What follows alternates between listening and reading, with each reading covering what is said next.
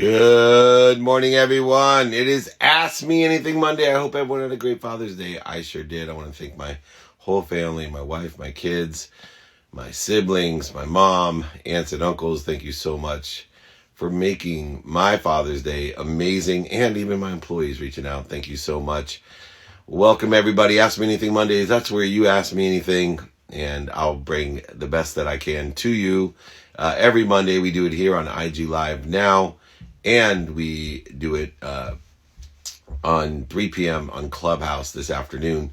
Ask me anything. Sam Madani, I know you're going to have a question for me. Let's load up the questions in the box there. We'll bring Sam on. Might as well bring him on right now while you load questions in there.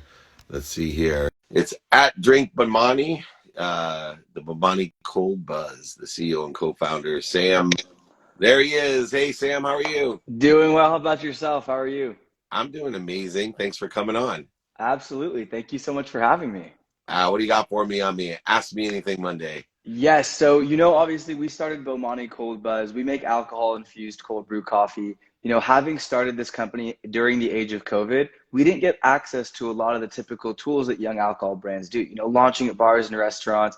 And even to kind of complicate that further, it's not like we're a beer or another seltzer or another wine or something. We're the all new category of alcohol infused cold brew coffee. So my question for you is, because our product requires so much education, how do you recommend we go to the audience and explain to them, you can drink Bomani out of the can. You can drink it over ice. You can drink it as part of a cocktail. When to drink it, drink it Friday after work, those weekend brunches, a round of golf. How do you communicate that to people to make sure it comes off as authentic and it comes off as, yes, Bomani is ready to drink, but it's also ready to customize? I love that, man. Well, doing stuff like this, especially with you, is absolutely one of the ways to do it, because these types of pieces of content can be amplified and modified and perpetuated. So it will stimulate interest, because you certainly stimulated my interest just from the organic way you were talking about Bomani. And, I never thought about infusing alcohol. My mind was, all over the place. And so I think, utilizing content is a great way to do it. I think sampling is another way. Now that things are opening back up, allowing people to sample it. I'll tell you something funny. Red Bull, when they launched, they wanted us to work with them. And, we built those little Red Bull cars going on golf courses. But it was the branding and the sampling. And those are the two things that you need to put into place. Allow things to grow organically. There's some, great people out there that I'm sure will help. But, I didn't even like Red Bull. I thought it was like wheat tarts. And I was like, why would anyone drink this stuff? And then they started mixing it with vodka, and people started really loving it. You've already mixed your coffee and the alcohol in there as well, but it can be customized. And I think having, branded campaigns and contests of how you can use, that. I know, in Jagermeister is another one that we worked with. It was a unique category, still is. When I started working with them, they had 500 cases sold in America. So Wow. they've come a long way. And so will you. Ask for help is the third piece of advice. So branding, sampling, and find people that sit in the situation that you want to be in. There's a lot of good. We have a couple of friends. If you want to reach out to me, David at dmeltzer.com. I'll pin it up below. David at dmeltzer. Email me. I'd love to be an advisor for you and help you with some introductions, but as also someone who's worked in the space for 30 years, guide you, because I think it's a great idea. And I think beyond a great idea, you're a great jockey for this horse. I could tell when I have Asked Me Anything, that's exactly, if anybody's watching and you want to promote your brand and ask me a question, that's the way to do it. Go back, watch Sam, because he wasn't selling, he was just explaining in the question. You were organically educating people, and you did a fantastic job. So hopefully those three things will help you. Make sure you lean into the branding, and I would lead with you yourself. Don't be afraid to use your personal brand to drive that. 2, sample. And then 3, ask for help, and email me for your first step asking for help. Does that sound fair? Absolutely. Look out for your inbox. I'll shoot you an email today. All right, Sam. Thank you so much. Awesome. David at dmeltzer.com. Take Thank care. you so much, David. All right, check it out. Drink Bomani at Drink Bomani. That guy can pitch anything. What a great job he did.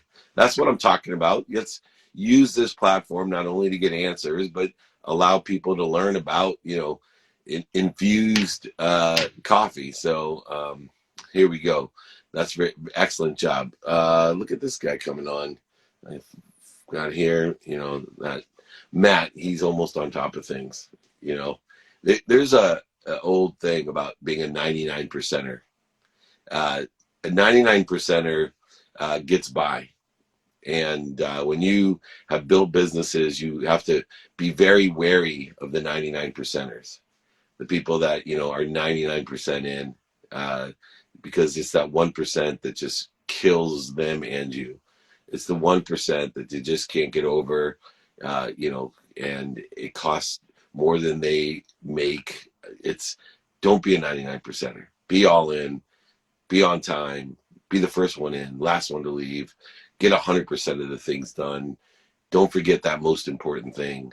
Don't be a 99 percenter. Don't lie to yourself. 99 percenters are classic people who lie to themselves all the time. All right, we've loaded up. Oh gosh, have we loaded up with questions? It's Ask Me Anything Monday. Ask Me Anything Monday. We're here every Monday on IG and Clubhouse at 3 p.m. Pacific time. You ask the questions, I'll bring the answers, here to help you.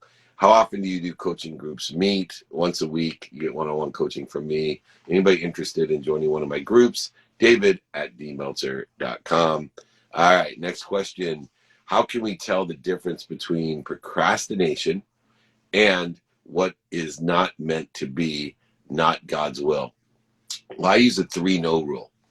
And the 3-no rule allows me to, procrastination is getting up, back up, getting started, getting back started, not doing things. So I go ahead and do everything and use my 5 daily practices, knowing what am I going to do, who do I need to help me, how am I going to get it done, prioritizing what I should do now, and then applying my why by utilizing the 3-no rule. So go ahead. You can email me, David at dmeltzer.com, for the 5 daily practices, or for the 3-no rule, whichever one. 3-no rule says that after 3 no's, then you know that you can let them know there's better things that you need to be do if they want to move forward, to go ahead and reach out to you. 50% of the time, nobody ever gets back to you, which is the most valuable. The other 50% of the time is still valuable because you've accelerated the yes. So that's exactly the advantage of the 3-no rule, and finding a God's will with this inside of you. Email me 5 daily practices or the 3-no rule, David at dmeltzer.com. What was the best gift you got for Father's Day? Oh, just being able to spend 2 straight days with my family. So 3-no rule, email me, David at dmeltzer.com, podcast Proud House. What is the best gift you got for Father's Day? Being able to spend 2 days straight with just my family. So we all went, and I would say, as close to a perfect Father's Day as I could have. Everyone got along. We laughed. We had fun. We learned conversations, had amazing meals, pool, exercise. It was just so much fun. And I want to thank my family. So the best gift that I got for Father's Day was 48 hours just with my family. Absolutely loved it. It was amazing. All right. Most valuable lesson learned from the fantastic Father's Day weekend. Oh boy. Just the 5 daily practices, how they work. I use the 5 daily practices on the weekend.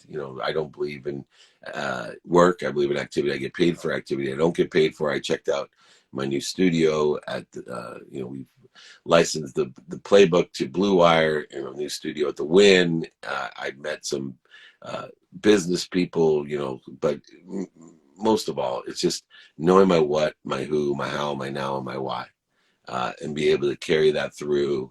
Was just amazing. It's the best lesson. I will tell and share my favorite story, though. My daughter Mia is hilarious, and we were pulling up old pictures, and we pulled up one from Jamaica when she was 4, and you know, we had nannies. We were down in Jamaica, and she she got lost, and the nannies were panicking. There was water. We were at the Trial Resort in Jamaica, and we had three families, three nannies, all looking for Mia. And when we finally found her, we had a picture of it. There she was with Ralph Lauren, and you know, there he was, and um, we said something to Mia about, you know, you got lost. She goes, I wasn't lost. I was networking. And I just thought that was one of the funniest things. I didn't get lost. I didn't run away. I was just networking for you at 4. And thanks for finding Ralph Lauren. Anyway, she is a badass. You got it. Lori knows. So, all right, let's keep the questions. Oh, wait, hold on. I think I have another question from Kevin Buckley. Let's see. There he is. I let time just fly. It keeps on slipping.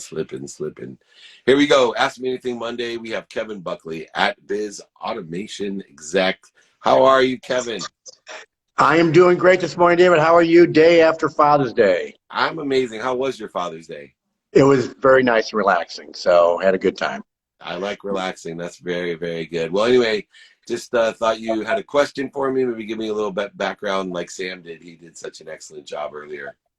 Well, terrific. So I'm with a company called Technologent, and I'm a business automation executive, and I have a focus on robotic process automation and artificial intelligence. And our group works with the companies, enterprise, large and small, to help them come up with a roadmap for automating workflows and driving efficiency into business. Awesome. And you have a question for me? Actually, I don't have a question for you. I was asked to join this call. Okay. They tend to talk about how RPA actually improves employees' experiences. And how does that happen? Give me a little bit of insight on that. So what we're finding is that today, many employees are stuck doing routine, mundane, kind of mind-numbing tasks, right, over and over again. They're not getting a lot of satisfaction out of their jobs. So what companies are doing, they're coming in and leveraging technology like RPA, robotic process automation, to take those kind of mundane tasks off of their plate, the kind of chair swirling tasks, entry form over and over again, allowing automation to auto-populate that, do that work, allowing employees to focus more on higher level tasks or better customer experiences. And with AI and stuff like RPA, and I've worked a lot in the last 5 years with that, there's a lot of misperception about the danger and the inaccuracies. What are some of the misperceptions that you can help us understand today to help us adopt these types of phenomenal applications?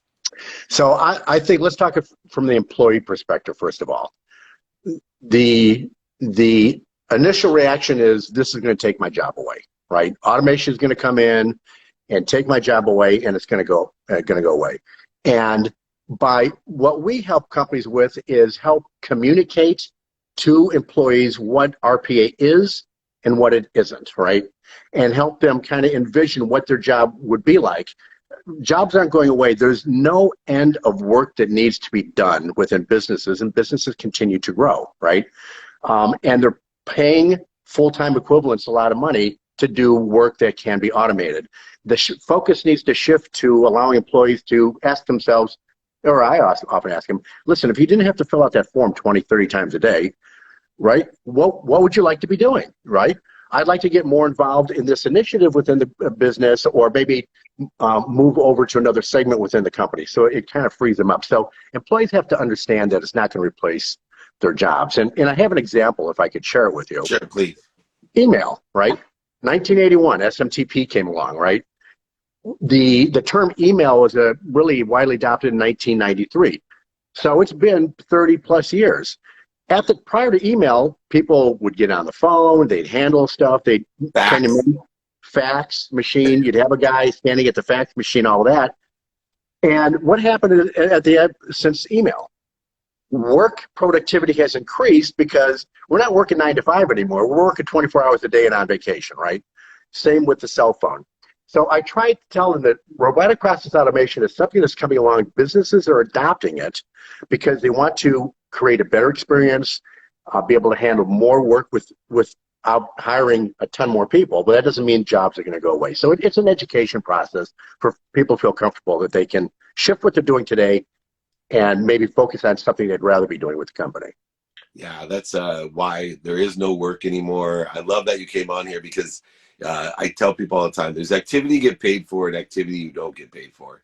And because of things like RPA, because of things like email and cell phones, we can merge our lives to have activity get paid for while we're still helping people and having fun. I was using this example earlier today. I have my son's football weigh-ins, and in the old days, I'd be like, oh, I got to go to that. And now I'm thinking to myself, what a great opportunity. I can find people and let them watch my podcast, talk about and I'm in person, especially because of COVID. What a great opportunity while he's getting weighed in for his football physical to have activity I get paid for. And we've been blessed because of technology, including, having brilliant guests like yourself on here. Now, people can reach you at technologent.com or at BizAutomationExec.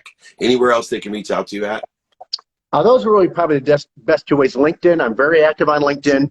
Look me up on LinkedIn. You can see all of my other podcasts, the papers and blogs that I put out there to help educate people and get them involved and excited about maybe doing better work rather than the mundane work.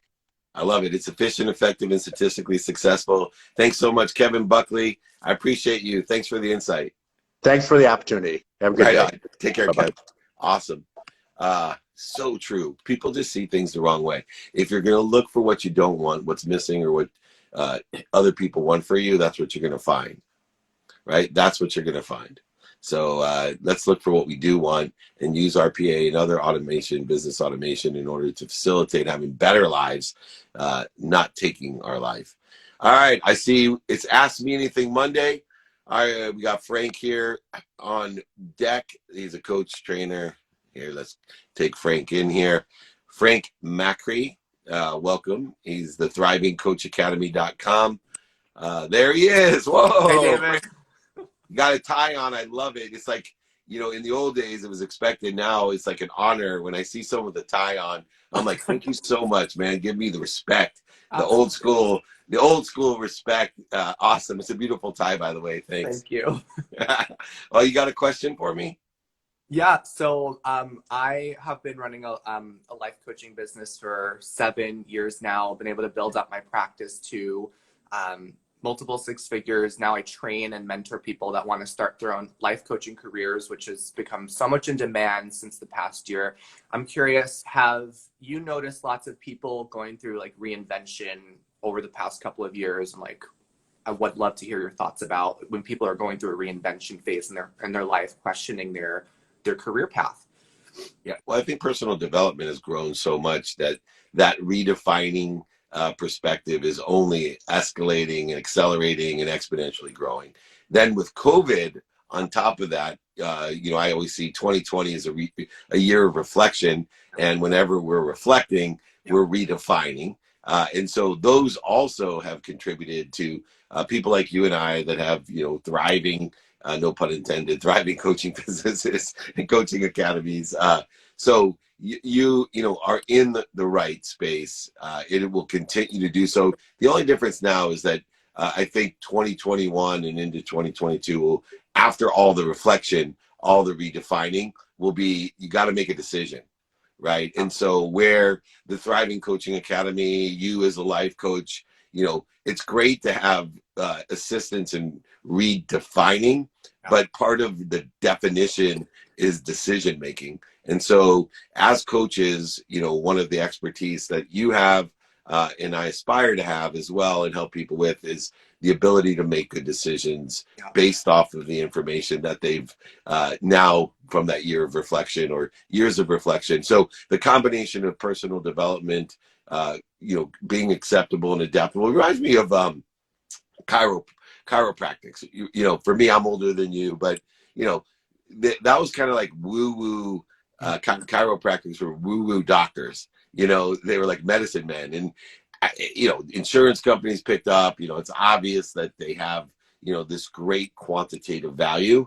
And I think the same thing has occurred with life coaching or business coaching or coaching in general. And, that from your Thriving Coach Academy. Give me just 1 second before I bring my next question on. Give me a little background on the Thriving Coaching Academy, what people can find there. Yeah, so I knew years ago that I wanted to just help people and make a difference. And I also knew I didn't want to work for someone else, the 9 to 5, that whole grind. So I discovered life coaching, and at first I thought, is this seriously a career that people can create for themselves? And I kept seeing all these stories of successful life coaches. So I decided to go all in and become a coach, and never looked back since. And I didn't have any kind of marketing experience. I started in my early 20s. I didn't have a lot of credibility. I didn't have much to really say for my life, but I did have a lot of curiosity. I did have a lot of curiosity for how people ticked, and I wanted to understand people's minds and how it helped them get any result they wanted in their life. So I was able to build up my practice. And once I hit like the 100K mark, that's when people started to reach out asking me, how did you get into this industry? How do you make it as a coach? So I started Thriving Coach Academy with the intention to teach people the art of coaching and also the business of coaching. So we're a 6-month certification program. We teach people how to know exactly what questions to ask if they want to support someone in achieving any goal in their life. And then also you need to know the business side, which is how to actually find clients, knowing what to charge, knowing how to talk about life coaching in a way that really resonates and feels authentic.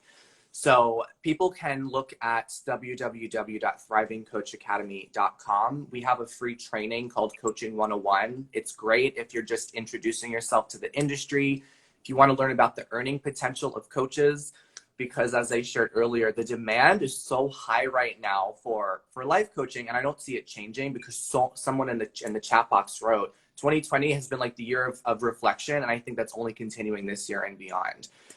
There are a few signs I think people should look for to know if really coaching's for them. So the first sign is if you're someone that's passionate about making a difference in someone's life.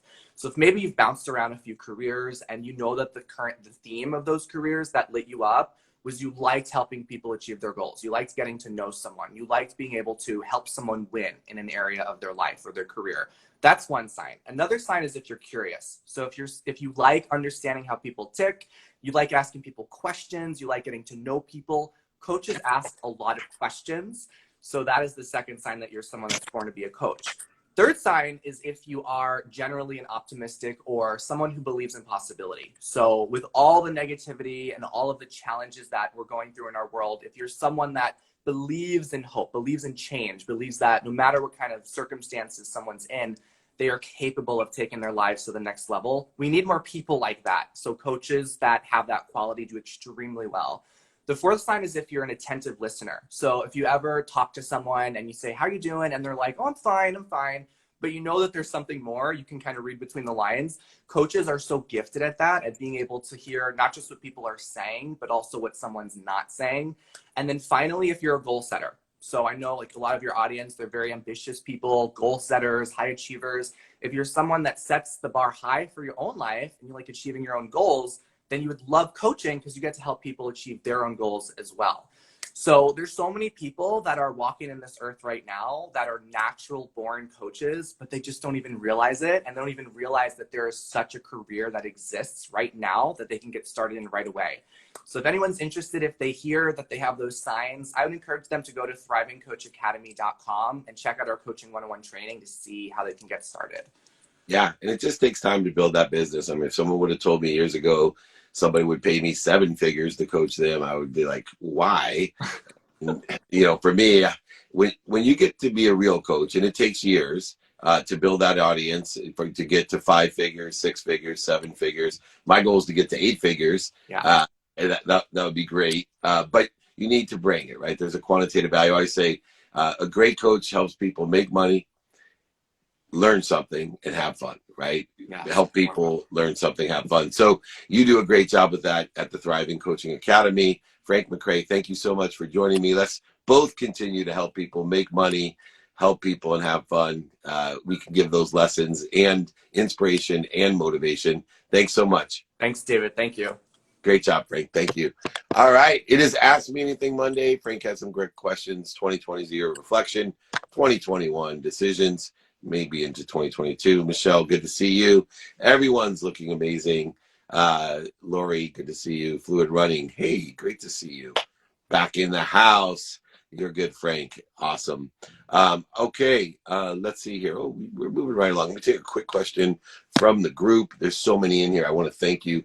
If I don't get to your question, join me on Clubhouse at 3 p.m. Pacific time. And you're not in Clubhouse, email me, david@dmeltzer.com for the 3-no rule. 3-no rule, david@dmeltzer.com. My book, ebook, audiobook. I'll sign a book, send it to you. Scott Busby, good to see you. Always on here. I love India. Yes, been there multiple times and can't wait to go back. All right. Let's see here. Deborah Roberts at the Relationship Protocol. There she is at the Relationship Protocol, protocol.com. I love these domains. How are you, Deborah? I'm good. How are you, David? Can you hear me? I can hear you. It's a little bit fuzzy, but you got a question for me? I do. Well, so I am a conversation expert. Like you, I love to communicate and help people become more confident and gain more control in their life. And so what I wanted to ask of you is, lately in business, what do you think are the biggest communication problems that companies and organizations are facing? I think the number one thing is a lesson I learned from Lou Holtz, who's the coach of Notre Dame, right? It's not what I say, it's what they hear. And so a lot of companies are talking to, and people are talking to, instead of seeing what people are listening for. And I think it's really important to get that alignment of what people are listening for. Part of communication and speaking to people is asking them questions. And I have a template that I use. It's real easy.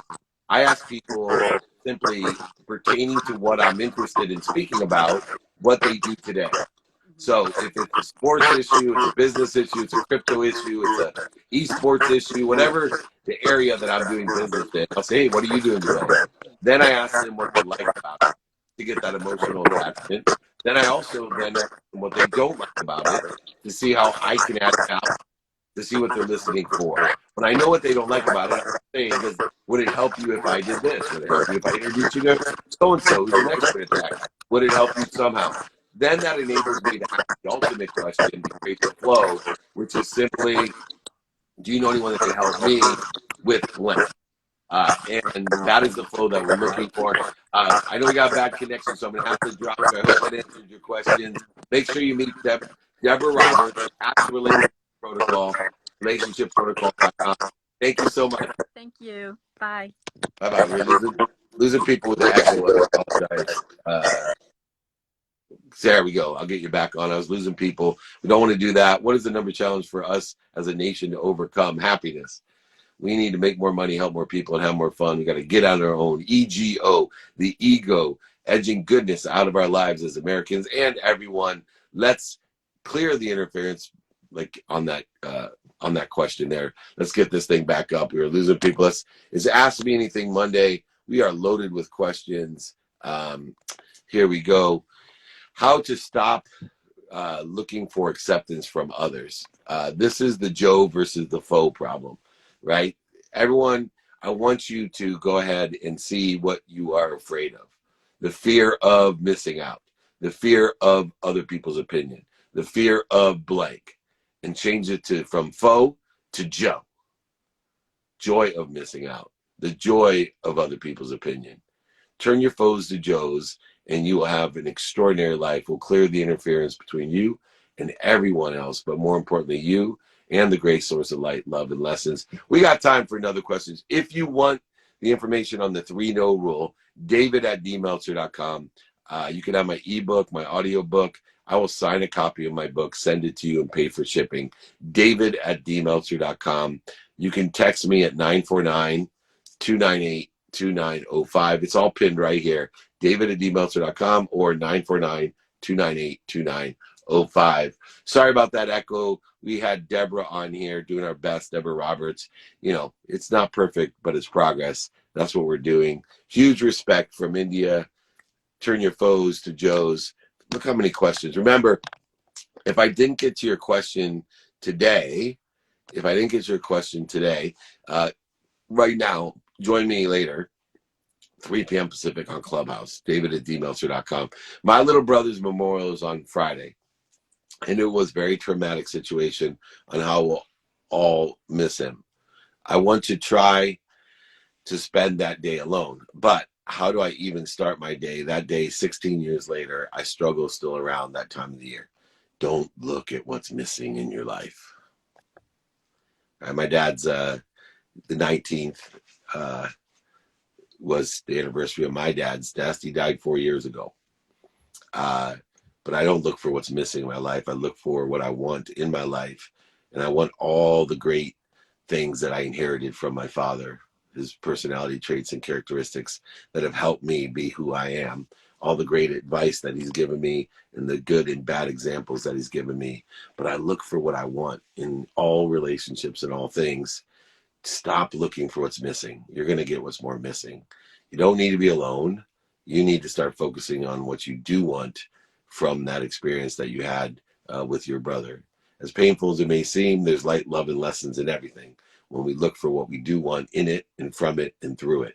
So please, everyone, when you get to a situation where someone is missing from our lives, let's look for what we do want, not what we don't want. Let's look for what's not missing, what is there. Don't look for what you don't want. Don't look for other people want. Don't look for what's missing. Look for what you want, even in the relationships that we've had in the past that may not be here anymore, whether they're here on earth or not. Let's look for what we do want.